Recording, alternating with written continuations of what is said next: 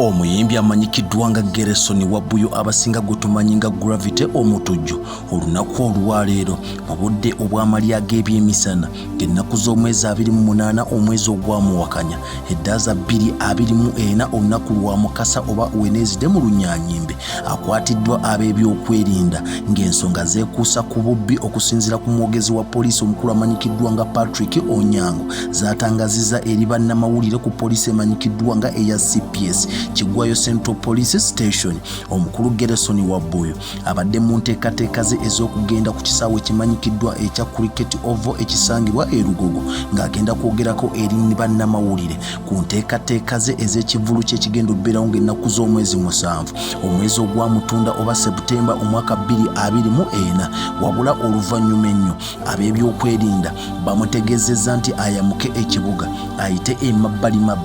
oba akendeze ku muwendo gw'abavubuka babadde akuulita nabo at least atambule n'abantu 10 bokka oluvannyuma lw'okubanga egganga y'abavubuka gy'abadde ayengeeta nayo mubaddemu abavubuka abadde bagenda babba amasimu abadde bagenda banyakula bannakampala mu nkola ez'enjawulo ab'ebyokwerinda bagenza olaba ng'obubbi bususse ng'ate omukulu ye yeesuuliddeyo gwa Naggamba ne bamutegeeza akendeze ku bantu babadde ayita nabo oba si kyo aleme okukozesa oluguudo lwa Kampala Road wabula olw'eggume amampaati Gravity omutujju abategeezezza nti yalina kuyita ku Kampala Road kuba yeri abawagizi be ekiwaliriza ab'ebyokwerinda okugezaako obutaganya mbeera kusajjuka ne bamupirimpya paka ku CPS era gy'akoledde press conference ye mu kwogerako eri abantu. Gerson Wabbuyo akinagguse n'ategeeza bannayuganda ng'ekivvulu kye bwe kigenda okujjuza n'abantu babule ne bayisa omukka era n'ajerega muyimbi munne amanyikiddwa nga Mukwaya oba Mickey Wine alina ekivvulu ku lunaku lwe lumu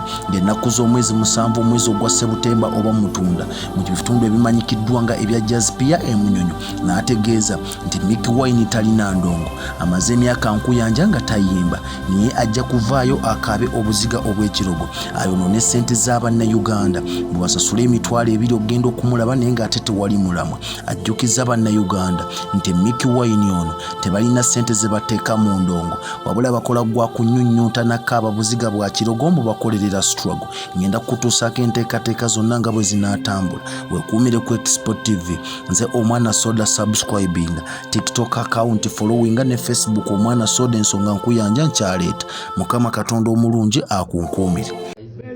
Sudia ne babawaga ne balowooza webiri tebiri bweru abantu bagala music kubayimbira ye mwenyini beeryako enjawulo bagomadde okola video eri mu yiyo bagikoze bataddemu ssente tebateeka ssente mu ndongo bagala kukiryangu bajja ne busimpase bwabwe mutuyambe tetufiirira abantu abantu bagenda Lugogo. Export TV to the world.